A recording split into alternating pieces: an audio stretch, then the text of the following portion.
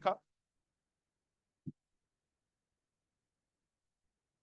while GDP gives a picture of whole economy, while GDP gives a picture of whole economy,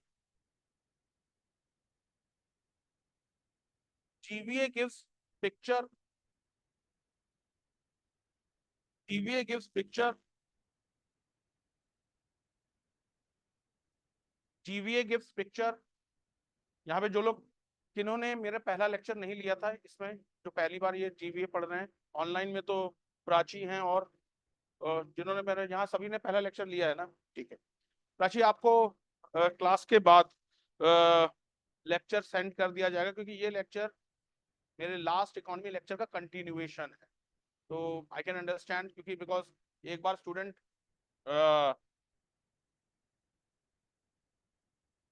GDP तो समझ लेता है, क्योंकि आज मैं ये पढ़ा रहा हूँ जीवीए, ग्रॉस वैल्यू एडेड। तो जीडीपी तो आप न्यूज में सुनते रहते हैं, but GVA in general news में नहीं आता है, gross value added. But UPSC है, यूपीएससी इंपॉर्टेंट, यूपीएससी ये सब चीजें पूछता है। जैसे फॉर एग्जांपल अभी जब मैंने आपसे क्वेश्चन पूछा था और जो आप लोग नहीं बता पाए थे, Hindu rate of growth, okay. अब यही सब यूपीएससी के लिए या सिविल सर्विस के लिए, चाहे वो पीसीएसई हो, न्यूज़पेपर क्यों इंपॉर्टेंट हो जाता है? राजन वांट्स of Hindu rate of growth in India. अब हिंदू क्वेश्चन बनता है, ये प्रीलिम्स में भी क्वेश्चन बन चुका है, मेंस में भी क्वेश्चन बन चुका है, what is Hindu rate of, और हिंदू रेट ऑफ ग्रोथ का कॉन्सेप्ट किसने दिया था? Okay, India is dangerously close to the Hindu rate of growth, says Raghuram Rajan. पहले प्रो बीजेपी थे, फिर एंटी बीजेपी हो गए, जब एंटी बीजेपी हो गए तो उन्होंने तुरंत क्रिटिसाइज करना शुरू कर दिया था। ओके, तो अब यहाँ पे आपको मालूम होना चाहिए, अब ये चीज जो है वो यूपीएससी के लिए या सिविल सर्विस के लिए, ये तो पीसीएस में भी पूछा गया है कि हिंदू रेट ऑफ ग्रोथ से आप क्या समझते, what is Hindu rate of. यहाँ पे ये सारा चीज आपको पढ़ाएंगे, और यही सारी चीजें गाइस आपके जो न्यूज़पेपर में आता है, उन्हीं से आपके इकोनॉमी के क्वेश्चंस बनते हैं। ओके, तो ग्रॉस वैल्यू एडेड के लिए जो लोग जिन्होंने मेरा ये लेक्चर आज पहली बार अटेंड कर रहे हैं, आपको वो लेक्चर भेज दिया जाएगा, या जो अगर आपके पास ऐप का एक्सेस है तो पुराना ऐप ये लेक्चर्स देख लीजिएगा। ओके, आज मेरे को इसलिए लेक्चर में लेट हुई क्योंकि उस क्लास ऐप में कुछ प्रॉब्लम आ रही है। ओके, हम नए ऐप में माइग्रेट कर रहे हैं, तो I think with in 5 to 10 days के अंदर हमारा नया ऐप में माइग्रेशन हो जाए। ओके, तो उसी के लिए मीटिंग थी, और that's why being the centre head, थोड़ा सा मीटिंग्स में 10 तरीके के क्वेरीज होती हैं, तो आई गॉट लेट। ओके, तो ग्रॉस वैल्यू एडेड से पहले 2 लेक्चर्स देख लीजिएगा, तो आज का लेक्चर कंप्लीट समझ में आ जाएगा। ओके, तो लिखिएगा ग्रोथ वैल्यू किसने, हिंदू रेट, ये प्रोफेसर राजकृष्णा ने। अभी मैं लिखवा दूंगा ना, अभी मैं बाकायदा पूरा डिक्टेशन का, उन्होंने राजकृष्ण ने किस एस्से में कहा था ये भी लिखवा दूंगा। ओके, ये जरा सा वो मैं पूरा डिटेल से लिखवाऊंगा। ओके, एक class, while GDP gives a picture of whole economy, gross value added gives picture of enterprises, picture of enterprises, comma, government and household level, government and household level, government and household level. So in other words, GDP is, in other words, GDP is GVA of all enterprises. GDP is GVA of all enterprises. All enterprises, government and household, government and household, मतलब GDP is equal to summation of GVA. Okay, gross value added broadly reflects, gross value added broadly reflects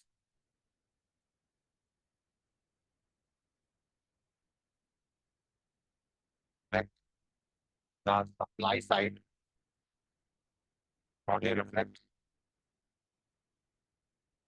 the supply side or production side of the economy. The supply side or production side of the economy.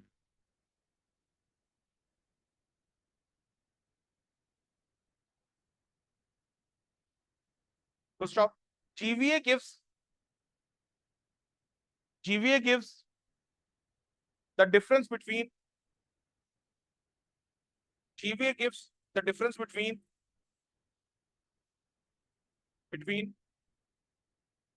the output and intermediate consumption for output and intermediate consumption for any particular sector or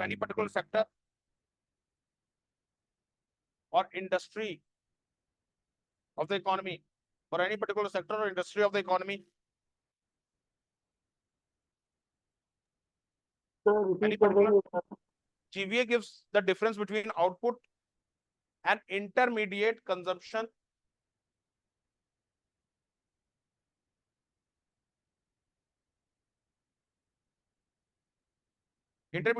for any particular sector or industry of the economy. To stop. GVA apprehends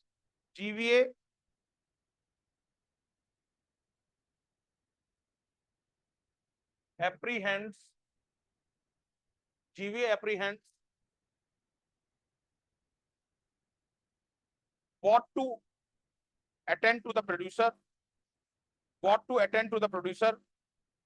attend, ATTEND, to the producer before product is sold. What to attend to the producer before product is sold.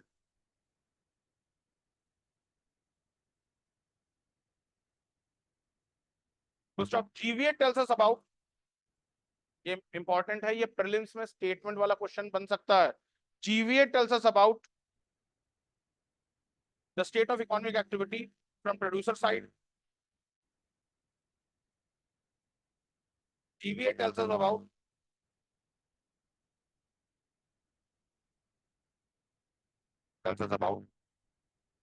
state of economic activity from the producer side, and GDP gives the picture,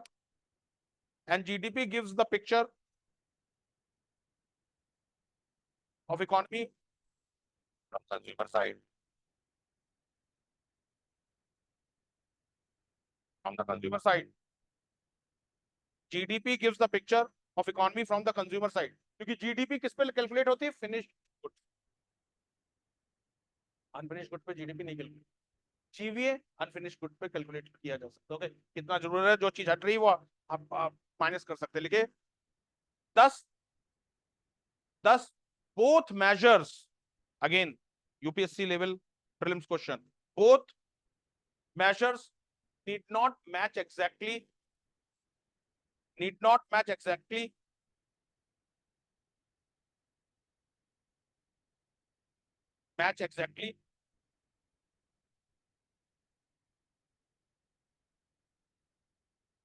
because of the difference in calculation of net taxes. Because of the difference of calculation in net taxes. Because of the difference of calculation of net taxes. ये let me finish, फिर मैं आता हूं. बीच में थोड़ा सा मैं floor छोड़ा था. Okay, I will finish the GVA, you can raise the question. Okay, लिखे class. GVA is the sum of countries' GDP. GVA is the sum of countries' GDP. GVA is the sum of countries' GDP and net of subsidies and taxes, in the economy at macro level, and net of subsidies and taxes in the economy at macro level.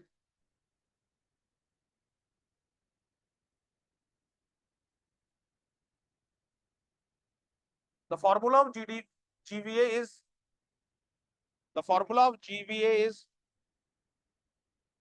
is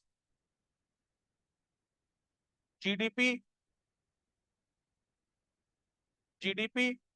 plus product subsidies. GDP plus product subsidies minus product taxes. GDP plus product subsidies minus product taxes.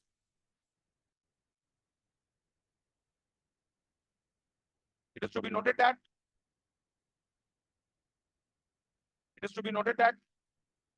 previously India measured GVA at factor cost. India measured GVA at factor cost.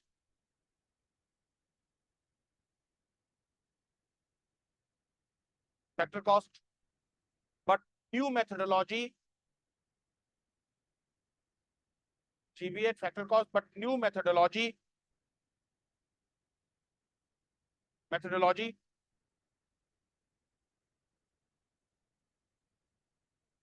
measures GVA at basic prices. Measures GVA at basic prices. अभी basic prices क्या है? Okay पहले factor cost पे होता था. Factor cost मतलब कितनी लागत लग रही है कंपनी के चार दीवारी के अंदर, कितना लागत लग रही है, वो फैक्टर कॉस्ट मतलब कंपनी को कितना पड़ा कोई भी चीज. मतलब सपोज ये माउस कंपनी बना रही है, तो इस माउस का कॉस्ट कंपनी को कितना, सब मिला करके वो फैक्टर कॉस्ट होता है. मैंने आपको शब्द बताया ना, फैक्टर फैक्ट्री से आया कि फैक्ट्री की कॉस्ट क्या हुई. जो आपने अगर फैक्ट्री खोली है, सपोज आप एक आइसक्रीम मेकिंग फैक्ट्री बना रहे हैं, तो एक ब्रिक जो बनाई आइसक्रीम की, वो उसकी लागत क्या है, वो फैक्टर कॉस्ट. बट जीवीए की जो नई मेथोडोलॉजी है वो बेसिक प्राइस. ओके लिख लीजिए class. Here basic price include production taxes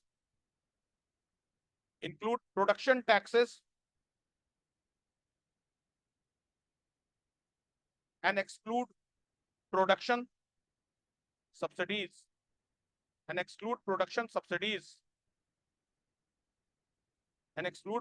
subsidies.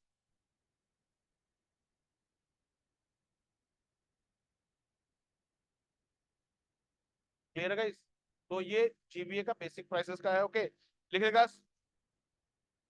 Significance of GVA. GVA क्यों सिग्निफिकेंट है, यही सब आपके क्वेश्चंस बनेंगे आपके एग्जाम में. Significance of GVA. ठीक है. The GVA gives a clear picture of economy sector wise. GVA gives a clear picture of economy sector wise. GVA gives a clear picture of economy sector wise. मतलब कौन सा sector grow कर रहा है, कौन सा सेक्टर नीचे जा रहा है, ये सारा चीज. और फिर से मैं एक चीज आपसे कहना चाहूंगा क्लास, मेरे पास मतलब अभी उत्तराखंड पीसीएस के मेंस के लिए ना बहुत ओके ये class, because a sector wise breakdown economy sector wise, and this will better help the policymakers,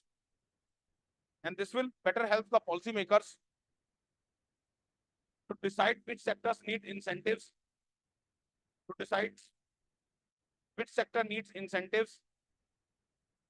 stimulus or vice versa. Which sector need incentives,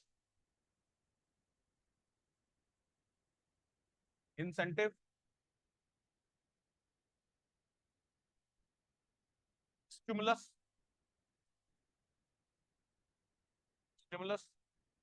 and vice versa. Many economists consider GVA as better measure of economy. Many economists consider GVA as better measure of economy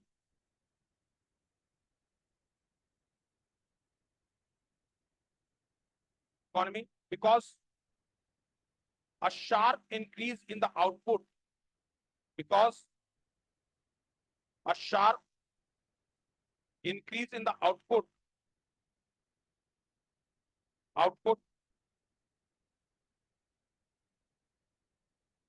on, only due to higher tax collection,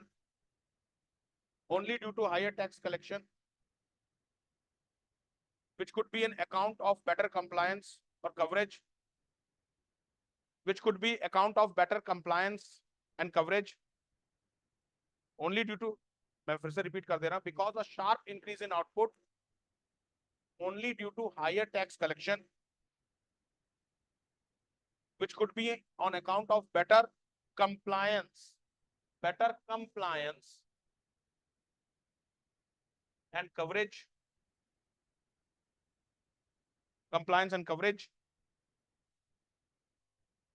and this can distort the real data,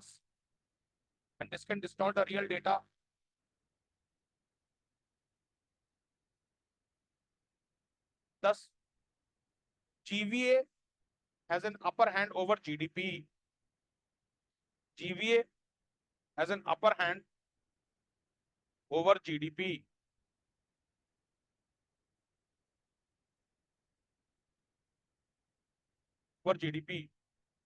Heading डाली class. Comparison between GVA and GDP. ये जो आपको मैं table दिखा रहा हूँ इसे copy कर लीजिएगा.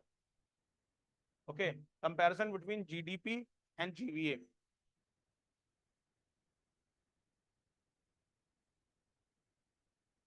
एग्जाम में क्वेश्चन बनेगा, मतलब अगर इस पे क्वेश्चन बन रहा है तो जीडीपी वर्सेस जीपीए पे क्वेश्चन है. ओके, फुली विजिबल नहीं है ये टेबल. ये विजिबल नहीं है. मतलब लेफ्ट हैंड टॉप से कट रहा है.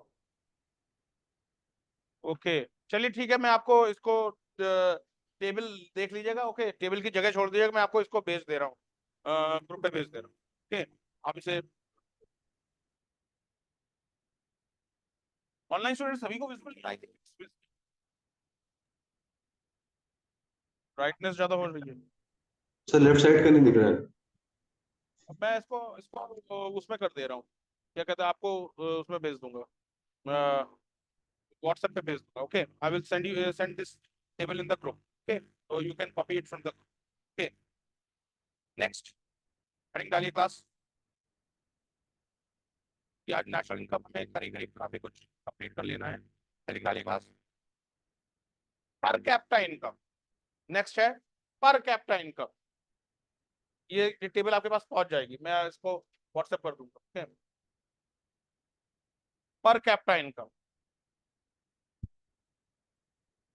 पर कैपिटा इनकम सबसे रॉ इनकम होती है, मतलब total income of the country divided by total population. मतलब जो बच्चा तुरंत पैदा हुआ है, अभी पैदा हुआ, एक दिन का है, उसकी भी इनकम. ओके, इनकम उसकी हो ही नहीं सकती, क्योंकि जब तक आप मतलब डिपेंडेंट हैं तो आपकी इनकम क्या है.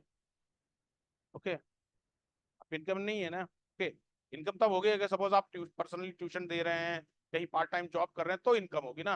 अगर आप डिपेंडेंट हैं, पेरेंट्स आपको स्पॉन्सर करते हैं, तो इनकम तो है ही नहीं. ओके, तो बट क्योंकि कॉन्सेप्ट तो कॉन्सेप्ट है ना, तो आपको मालूम होना चाहिए पर कैपिटा इनकम क्या होती है, मतलब total income of the country divided by total population. Okay, per capita income. Okay, लिख लीजिएगा per capita. It is the average income, per person of a country.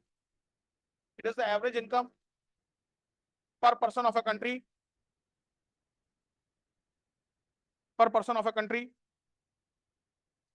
capita income is equal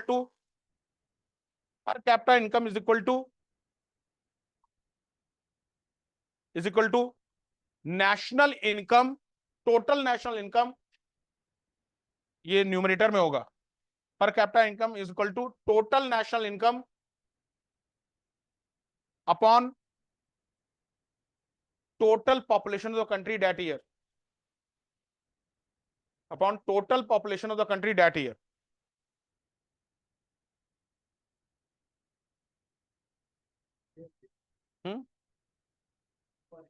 total of debt per year, मतलब आप अगर हर साल के पर करोगे तो पर ईयर लिखिए। ओके, नेक्स्ट लिखिए class, personal income. Next is personal income. नहीं, next heading personal income. Personal income,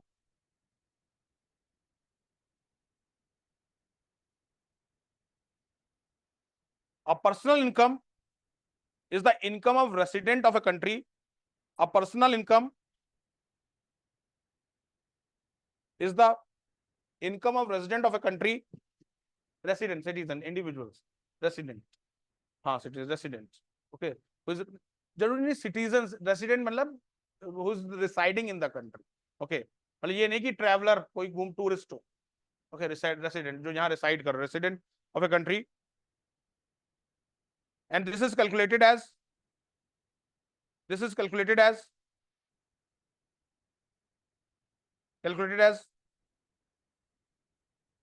national income, ये ऐसे कैलकुलेट किया जाएगा। This is calculated as national income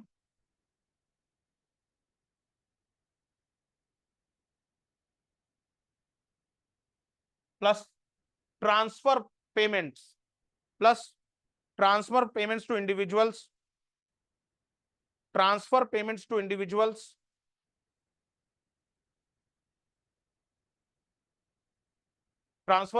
individuals, minus social security contribution,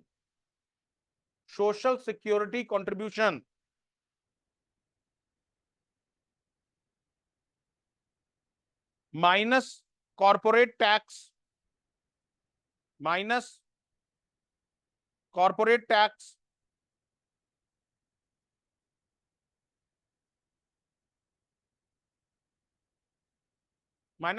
tax, minus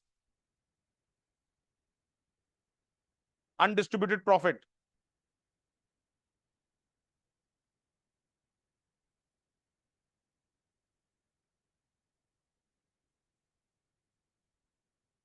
तो उसे social security थोड़ा ना मिलेगी, ट्रांसफर टैक्स रेसिडेंट।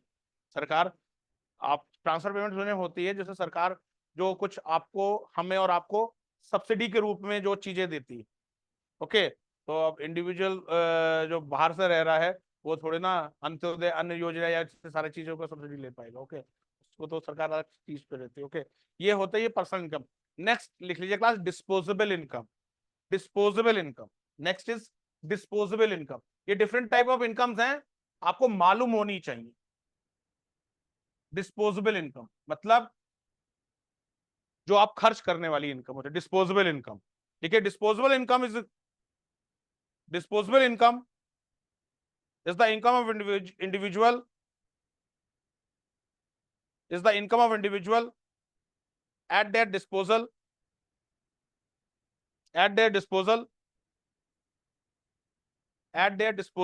मतलब जो आप खर्च at their disposal after paying direct tax or liabilities, after paying direct tax or liabilities, taxes or liabilities,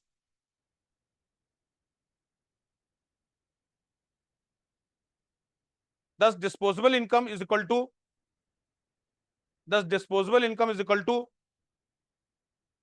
personal income minus direct taxes. Personal income minus direct taxes. Direct tax मतलब जो आपके tax दो तरह, अभी आगे पढ़ाते हैं, अभी ये तो अभी इकोनॉमी शुरू हुई है, टैक्स तो अभी फिस्कल में आएगा। टैक्स दो तरह के होते हैं, जो सीधे आपके सर के ऊपर लगे, दैट इज डायरेक्ट टैक्स, और जो आपको मालूम भी ना चले तब भी टैक्स ले लिया, वो इनडायरेक्ट टैक्स, ओके। जब आप डोमिनोज से पिज्जा खाने जाते हो, बिल आता है ना, तो उसमें आप हाँ SGST और IGST CGST आप दे चुके होते, ओके। तो वो कैलकुलेट, वो इनडायरेक्ट टैक्स होता, आपको मालूम भी नहीं चलता क्योंकि आपने सीधे दिया, उसने कहा सर ये आपका जो पिज्जा है उसमें 599 लिखा रहता है, बट वो आपको बिल रिसीव करके आपका सॉरी समथिंग अराउंड 600 समथिंग का 670 680 का बिल बनता है, तो आपने 120 रुपया टैक्स दे दिया, तो आप ये कहोगे मैंने 600 700 का पिज्जा खाया, ओके, पर क्योंकि वो आपने एंजॉयमेंट करके खाया तो आपको पता नहीं चला, पर जब आपको मार्च से पहले आपके घर पे मतलब आपके पास आता है कि इतना टैक्स देना है आपको, तो वो आपको अपनी जेब से अलग से देना पड़ता है, तो वो खलता है। तो डायरेक्ट टैक्स जो सीधे आपके ऊपर आरोपित किया जाए, डायरेक्ट मतलब इसे दूसरी भाषा में कह सकते हैं, डायरेक्ट टैक्स के लिए बहुत अच्छी तरीके से समझने के लिए जरूरी है। डायरेक्ट टैक्स वो टैक्स होता है बच्चे जो आप ट्रांसफर नहीं कर सकते किसी और, सीधी भाषा मतलब आपको खुद ही देना है। अब सपोज गवर्नमेंट भगवान ना करे जीएसटी बढ़ाए, नहीं तो फीस बढ़ानी पड़ेगी, ओके, बस वही बात है, ओके। सपोज अगर गवर्नमेंट ने जीएसटी बढ़ाया तो जीएसटी हम पे लागू हुआ, कायदे से हमें जीएसटी किससे वसूलना चाहिए? स्टूडेंट से वसूलना चाहिए, भाई हमें जो फीस देगा हम कहेंगे तो बढ़ा हुआ जीएसटी, तो मतलब इनडायरेक्ट टैक्स। अगर सपोज गाइस अभी पेट्रोल में वैट लग रहा है ना, वैट लग रहा है पेट्रोल में, VAT is what? VAT is indirect tax. अगर वैट बढ़ गया मतलब पेट्रोल के सारे दाम पेट्रोल के दाम बढ़, ओके। तो अगर इनडायरेक्ट टैक्स बढ़ता है तो ओवरऑल महंगाई बढ़ जाती है, पर अगर इनकम डायरेक्ट टैक्स बढ़ता है तो ओवरऑल महंगाई नहीं बढ़ती है।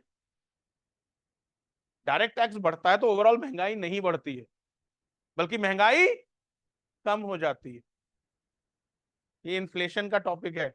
मतलब जब सरकार को लगता है कि आप खूब पैसा कमा रहे हो और खूब पैसा कमा करके खूब पैसा उड़ा रहे हो, और खूब पैसा उड़ाने के साथ मार्केट में डिमांड पैदा कर रहे हो, भाई जब पैसा है तो आप ये भी खरीदेंगे वो भी खरीदेंगे, लाओ सभी खरीद ही लेते हैं, ओके। तो मार्केट में डिमांड हो रही है तो सप्लाई उतनी हो नहीं पाती है, प्राइसेस बढ़ रहे हैं।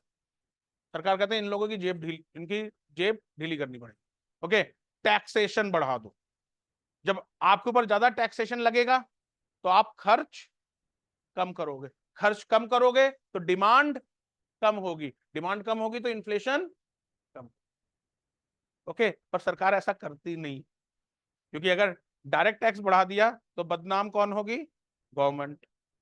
फिर लोग अपना गुस्सा ईवीएम पे निकालेंगे, तो इसलिए सरकार क्या करती है? सरकार बहुत स्मार्ट होती है, सरकार इनडायरेक्ट टैक्स बढ़ा देती है,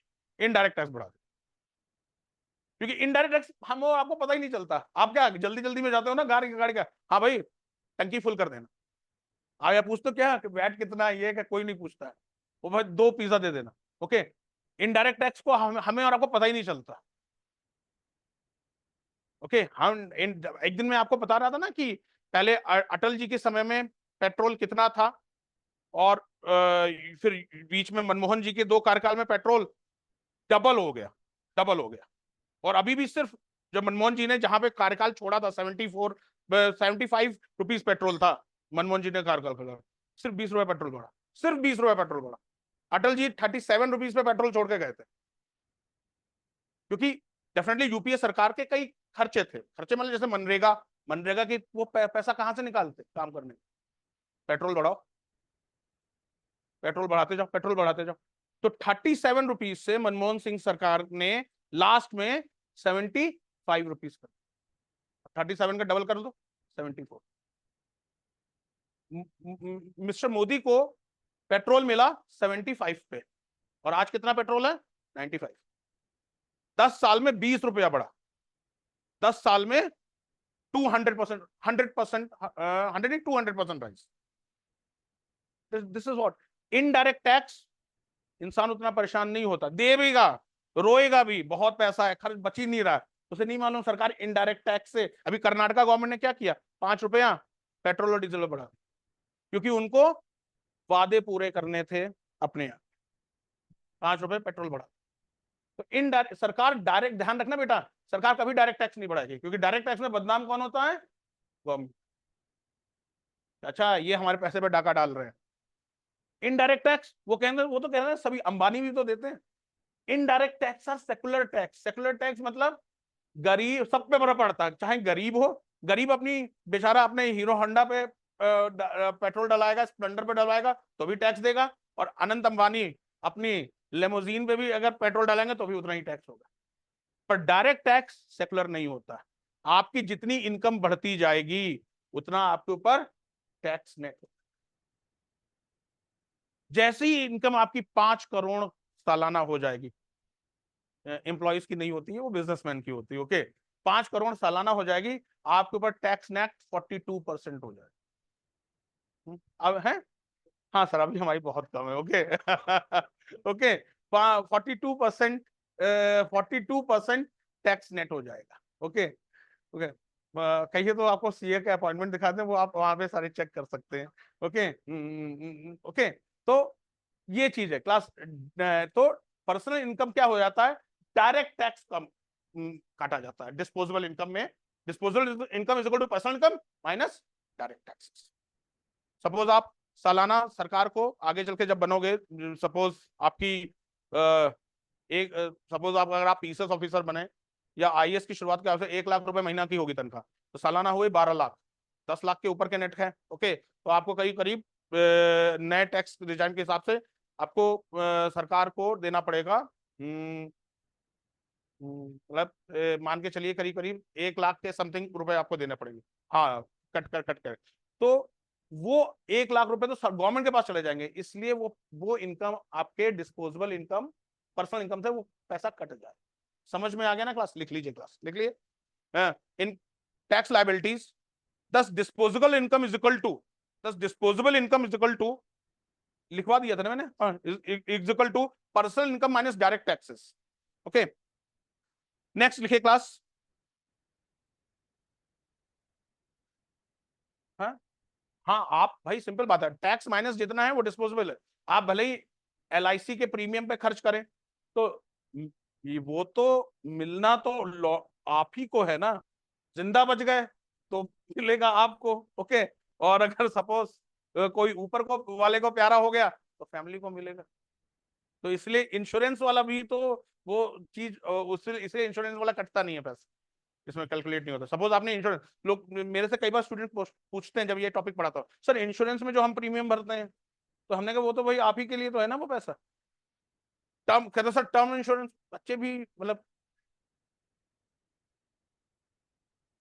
वो आपका, पर डायरेक्ट टैक्स गवर्नमेंट का हो जाता है ना, वो तो आपने अपने हिस्से से गवर्नमेंट को दे दिया डायरेक्ट टैक्स।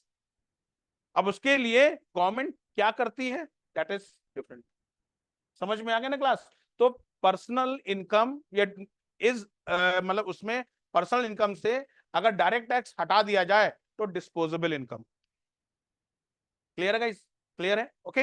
लिखिए क्लास नेक्स्ट, ये क्वेश्चन बनेगा मेंस में, लिखिए class, computation of national income in India, computation of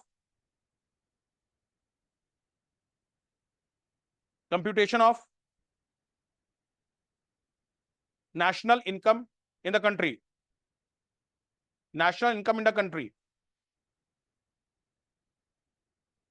Bharat में किस तरीके से नेशनल इनकम को कंप्यूट किया जाता है।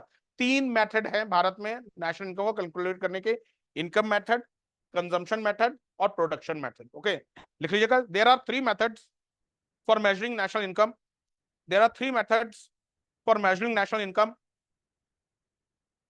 There are 3 methods for measuring national income.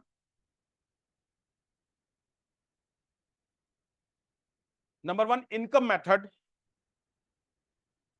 Income method.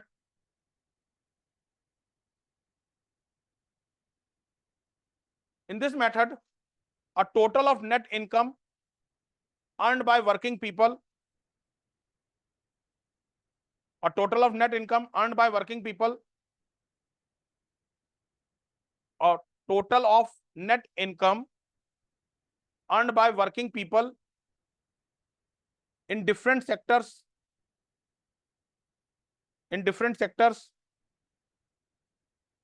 and commercial enterprises is obtained in different sectors, and commercial enterprise is obtained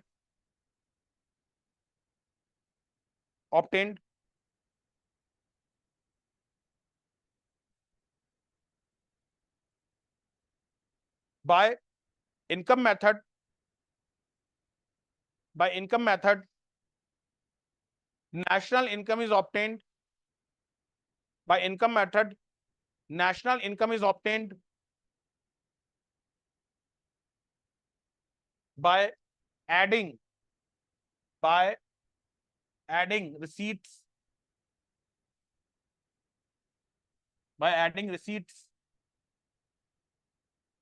मतलब जितना रिसीव हुआ, as total rent, total wages, total interest, total rent, total wages, total interest and total profit.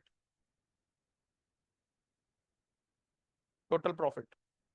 और यहां से समझते भी चलेंगे next question के लिए कि what are the difficulties in computing national income. What are the difficulties in computing national income. तो difficulties in computing national income में क्या है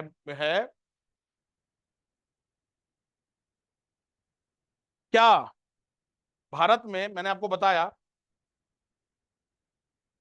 8% लोग किसमें हैं, ऑर्गेनाइज सेक्टर, और 92% किसमें है, अनऑर्गेनाइज सेक्टर। तो मेरे को क्लियरली ये बताओ बच्चों कि जो 92% अनऑर्गेनाइज सेक्टर में हैं वो अपनी इनकम क्लियर बताते हैं।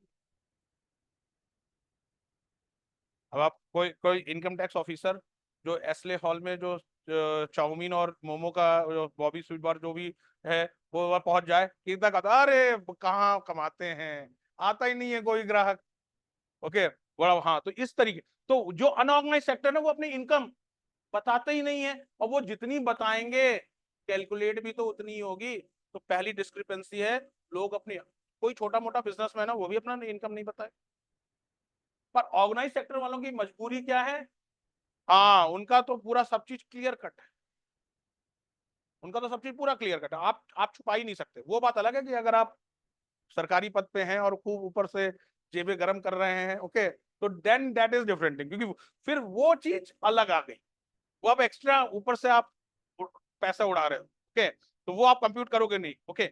बट अगर आप अनऑर्गेनाइज सेक्टर में हो, क्योंकि आप इसमें क्या है अपना इनकम टैक्स खुद ही कैलकुलेट कर रहे हो, तो आप अपना रियल इनकम दिखाओगे। हाँ बोलो, आज जब रसीद नहीं देते हैं, हाँ, आप कभी जाओ, कई बार होता है ना, कुछ लोग कुछ चीजें में होता है ना, कच्ची जो रिसीट नहीं देते हैं, तो समझ लीजिए उसने पूरा पूरा का पूरा टैक्स जीएसटी तो गई गया भाई, हार्ड कैश की क्या वो चीज होती है, जब तक आपको रिसीट ना मिले किसी चीज का नहीं। अगर आपने सपोज ऑनलाइन पेमेंट किया है then it has the receipt, मालूम जाए आपके बैंक में आया मतलब वाइट आया, सरकार को एक, आपको मालूम होना चाहिए, हो सकता है आप लोगों जिनके परिवार वाले बैंक में हैं, अगर आप एक दिन में 50,000 से ज्यादा का लेन देन करते हैं, तो जैसे आप लोग पैन नंबर दिया जाता है, पर एक दिन में जैसे 50,000 से ज्यादा आपका लेन देन होता है ना, तो FIU फाइनेंशियल इंटेलिजेंस यूनिट के पास ऑटोमेटिकली एक रिपोर्ट पहुंच जाती है। हाँ FIU के पास ऑटोमेटिकली रिपोर्ट पहुंच जाती है।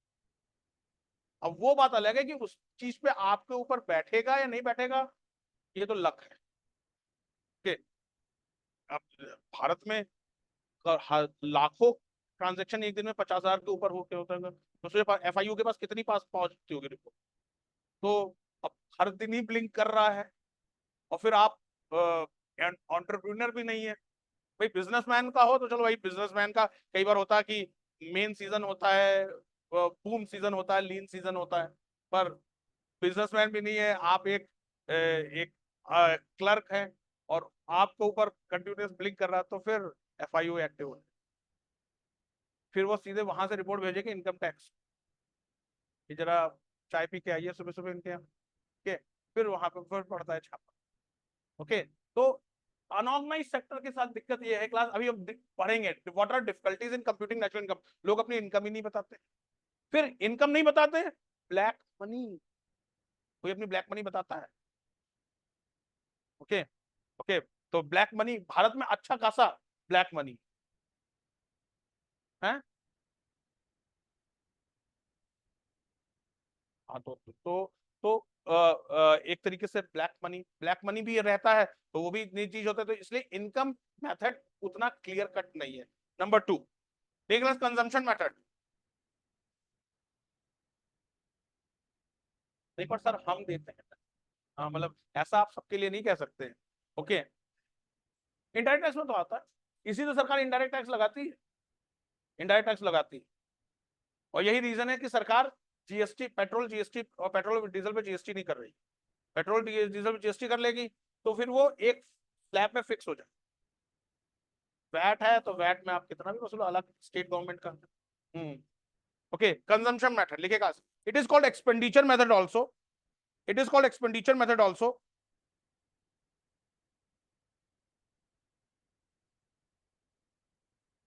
Income is either spent or saved.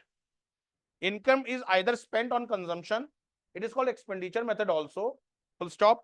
Income is either spent or consumption. Income is either spent on consumption or saved. Hence, national income through consumption method. And national income through consumption method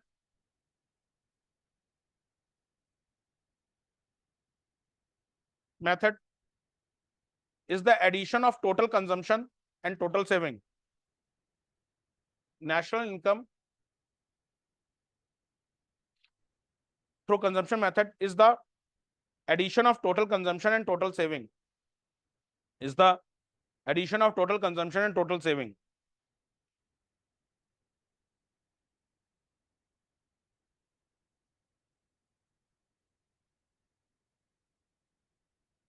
Okay. Next, product method. Third, a product method. In this method, net value of final goods and services, net value of final goods and services, net value of final goods and services produced in a country in a year, produced in a country in a year, net value of final goods and services produced in a country in a year is obtained, produced in a country in a year is obtained, which is represented by GDP, which is represented by GDP.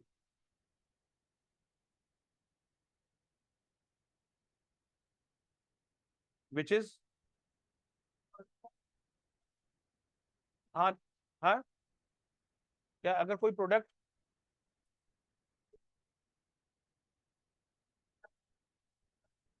यहाँ तो ऐसे जाता ही है, वो भाई कुछ आपका वो एक्सपोर्ट में काउंट हो जाएगा ना, बिल्कुल एक्सपोर्ट में भाई, एक्सपोर्ट रॉ मटेरियल्स के रूप में तो जाएगा ही ना वो, ऐसे वो फाइनल गुड नहीं, वो रॉ मटेरियल में जाएगा ना, वो रॉ मटेरियल में जाएगा। अब ऐसे सूरत है, Surat is a hub of diamonds polishing and world की कोई भी डायमंड की महंगी से महंगी जो डायमंड्स होते हैं वो पॉलिश और डिजाइन के लिए सूरत ही आते हैं। ओके, तो सूरत में international, Surat is an international hub diamond का। ओके, तो चाहे सपोज कोई भी फ्रेंच कंपनी हो, कोई आपके अमेरिका की मल्टीनेशनल डायमंड कंपनी हो, वो सारे अपने प्रोडक्ट्स को सूरत भेजती हैं डिजाइनिंग उसके लिए। तो वो एक तरीके से मतलब उसमें जितना लेबर और जितनी कंपनियां काम होती है उनका भी चीज होता है, उनका एडिशन होता है। फाइनल फिर नहीं, वो वापस उसका एक अलग चार्जेस हो जाता है ना फाइनल को, वो तो बस अपना कारीगरी करके छोड़ देते हैं ना, उसके बदले में उनको पैसा मिल जाता है लेबर्स। ओके, तो क्योंकि अब ग्लोबलाइजेशन में ऐसा क्या हो गया है कि एक देश दूसरे देश के ऊपर डिपेंडेंट हो चुका है। अमेरिका या जो यूरोप के जितने आपके डायमंड्स के जो आपके ज्वेलरी के जो डिजाइनिंग और पॉलिशिंग होती है वो इंडिया में होती है। आप इसे अगर आपको नहीं मालूम आप गूगल में कर लीजिए, you will come to know Surat is a hub of diamond polishing, designing और cutting and all those, Surat में ही होती है। ओके, तो अब सूरत में इसकी एक अच्छी खासी इंडस्ट्री। ओके, तो अब जैसे अभी आपने कहा ना जैसे स्पाइसेस है, जो मेजोरिटी के वर्ल्ड के जो मोस्टली स्पाइसेस हैं, चाहे वो आपके ब्लैक पेपर हो या टर्मरिक हो, वो इंडिया से ही जाते हैं, आपके बाहर जाते हैं, तो वो as a raw material export. Okay, clear guys? लिखिएगा next product, it is called non GDP, it is represented by GDP, full stop.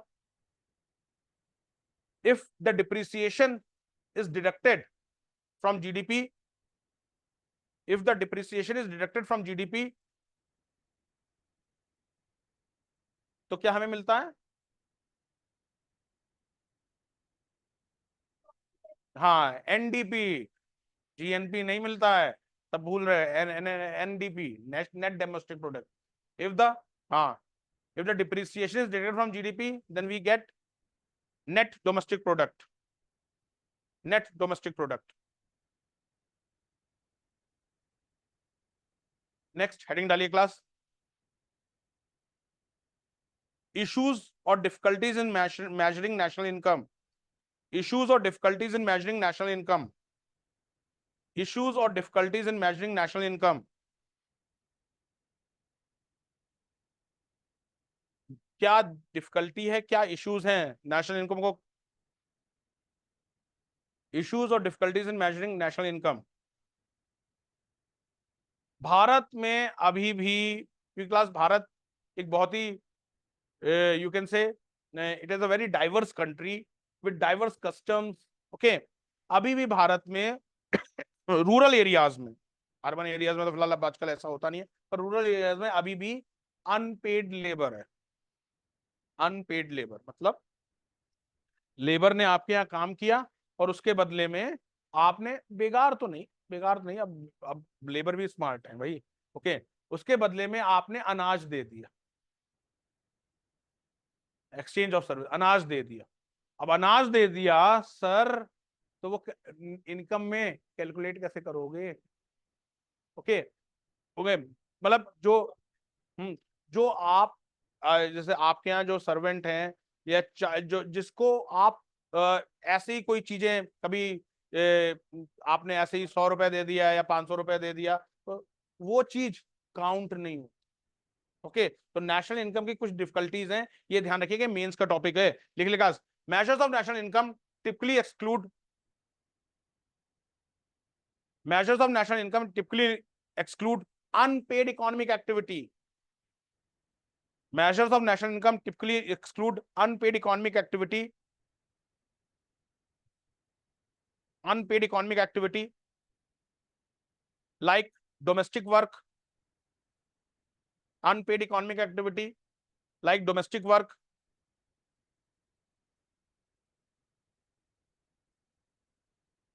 domestic work, household work, जो घर में मदर्स और वाइफ होती हैं, जो होम मैनेजर या ओके जो होम एरिया संभालती हैं, तो वो अनपेड इकोनॉमिक एक्टिविटी है। Okay, unpaid economic activity. Okay, ठीक है, this leads to distortion, this lead to distortion.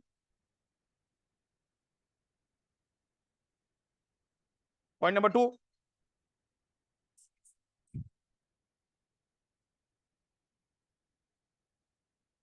point number 2, national income takes no account of input used to produce the output. National income takes no account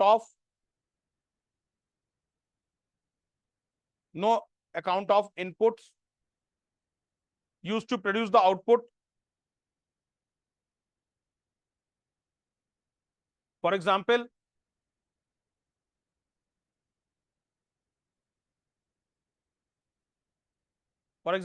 if everyone work for twice the number of hours, everyone works for twice the number of hours, the national income roughly doubles. Number of hours, the national income might roughly double. The national income might roughly double. But this does not necessarily means but this does not necessarily means that workers are better off,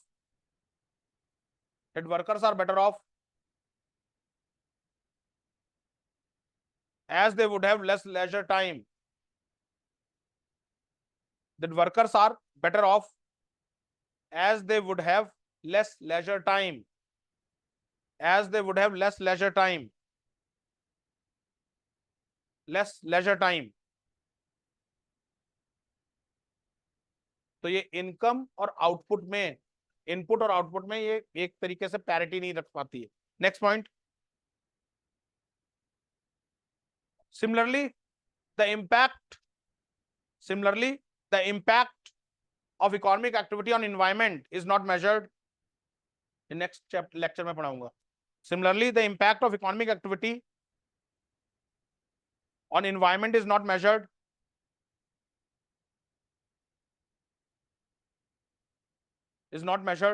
In calculating national income.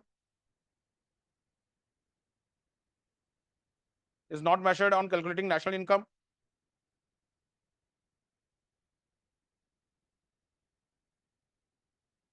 Next point. Obtaining data from small producers would be difficult. Obtaining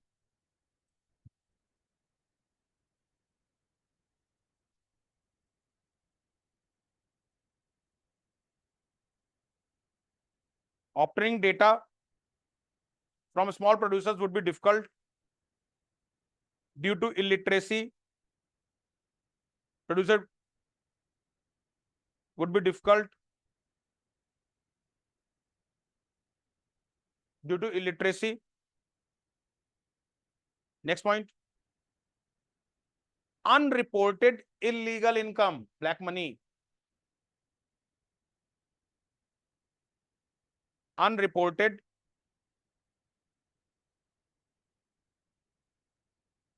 illegal income. Okay, clear है guys? तो यहाँ पे रोक रहा हूँ क्योंकि I think Prashant sir will be there in few moments. Okay, वैसे जाते जाते एक क्वेश्चन पूछ रहा हूँ, बहुत इजी सा क्वेश्चन है. भविष्य जी आपसे बाद में पूछेंगे. ओके, आप ही से पूछ लेते हैं. सर, ग्रॉस नेशनल हैप्पीनेस का कॉन्सेप्ट भूटान. Very good. किसने दिया था? भूटान के. चलो कठिन है क्वेश्चन. किंग है जिग्मे सिग्मे Wangchuck. Okay okay okay okay. तो मैं अब नेक्स्ट लेक्चर में ये सारा चीज पढ़ाऊंगा. नेशनल इनकम वैसे ओवरऑल कंप्लीट है, बट कुछ सन्ड्री एरियाज हैं जो एक लेक्चर जैसे हिंदू रेट ऑफ ग्रोथ हुआ. ओके, क्रोनी कैपिटलिज्म हो गया. हाँ, मेंशन किया था बट पूरा डिटेल से नहीं पढ़ाया था ना. ओके, तो वो कुछ एक टॉपिक है. एक लेक्चर बचता है, तो प्रोबेबली टुमारो और ऑन नेक्स्ट थर्सडे, बिकॉज कल का भी थोड़ा सा मेरा डाइसी है क्लास, क्योंकि अभी इस समय ऐप थोड़ा सा अपग्रेड हो रहा है. ओके, क्योंकि इस बार हम ऐप में वो भी वर्जन ला रहे हैं क्लास, जो वेब पोर्टल वर्जन. कि कईयों का है ना कि सर हम लैपटॉप में चलाना चाहते हैं, तो उसका भी वर्जन ला रहे हैं. ओके, तो इस बार ऐप का मतलब अभी आप जब आप हमारे ऐप पे लॉगिन करते हो आपको बहुत सारे कोर्सेज दिख जाते हैं. अब जो कुछ दिनों में आपको ऐप में दिखेगा माई कोर्स. जिस कोर्स के लिए आपको ऑथराइज किया गया है ना, आपको वही कोर्स दिखेगा. फालतू में आपको बाकी कोर्सेज दिखेंगे ही नहीं. ओके, तो सिर्फ आपको आप सीधे जाओगे जिस किस कोर्स के लिए आप डेजिग्नेटेड हो, वही कोर्स आपको दिखेगा. ठीक है. फिर करंट अफेयर्स और काफी चीजें अपग्रेडेशन है, इसलिए थोड़ी सी कुछ मीटिंग्स चल रही मेरी डेवलपर्स के साथ लगातार. तो प्रोबेबली कल की क्लास का मैं कुछ कह नहीं सकता. You will be notified by the office class. ठीक है. तो सी यू प्रोबेबली टुमारो और ऑन नेक्स्ट मंडे. ठीक है. और तैयारी करते रहिए क्लास. लोअर पीसीएस के लिए जबरदस्त मतलब इंक्वायरी आ रही है. तो आप लोग में से जो लोग पुराने स्टूडेंट्स हैं, जैसे पीछे गौरव जी, आप लोग अगर, और जो पुराने स्टूडेंट्स हैं जिन लोग एलिजिबल हैं लोअर पीसीएस में, आप लोगों को तो टारगेट करना ही करना है. ओके, मतलब प्रीलिम्स निकाल करके सीधे मेंस लिखना है. ओके, मेरे ख्याल से शालिनी, आपको बेटा आपका नाम भूल रहा हूँ, अंजलि. हाँ अंजलि, आपका भी कोर्स डन हो गया होगा, मतलब उत्तराखंड तो डन ही हो गया होगा, एक बार कंप्लीट हो गया ना. ओके, तो अब उत्तराखंड तो मतलब अगर लोअर पीसेस में आएगा तो you can handle all the questions. Okay, have confidence बेटा. Okay, have confidence. ओके अब कोर्स अगर उत्तराखंड का जिनका कंप्लीट हो गया class, start focusing on revising the, हाँ चैलेंज उनके लिए है जैसे यादव जी के लिए या पीछे बच्चे, मैं नाम बोल रहा हूँ आपका, आकाश नायल के लिए जो अभी अभी आए हैं और तुरंत 2 महीने हुए नहीं हुए हैं और तुरंत अगर एग्जाम अभी दिसंबर जनवरी में आ जाता है तो यू हैव टू, आपका ग्रेजुएशन हो गया है श्रेया, अनन्या आपका भी हो गया ना, आपके श्रेया आपका नहीं हुआ तो आप तो एलिजिबल नहीं है, तो जिनका ग्रेजुएशन हो गया अनन्या एंड पीछे मीनाक्षी हो गया ना, तो आप गाइस इस बार एंड आपका नहीं हुआ, लिपि आपका तो आपका भी नहीं हुआ अभी लिपि, अगर हाँ ओके, यहाँ पे फ्रंट में किस किस का हो गया है ग्रेजुएशन, आप तो यूपी के हो तो यूपी के, देन व्हाट अबाउट यू, अभी नहीं हुआ, चलिए यहाँ पे काफी लोग अंडर ग्रेड हैं, ओके अंडर ग्रेड है, you have the time, but graduation guys आपको तो अपना 100% लगाना, ओके तो यूपीएससी के लिए क्लास आज 30 हो गई ना, कल 31 अगस्त, ओके सितंबर मतलब ऑटम शुरू हो गया, विंटर्स में जिन्होंने ज्वाइन किया था, ओके ऑटम शुरू हो चुका है, कल सितंबर लग जाएगा, ओके तो साल आपका खत्म होने वाला है, तैयारी करना शुरू कर दीजिए, रिवीजन करना शुरू कर दीजिए, okay thank you, thanks lot, thank you.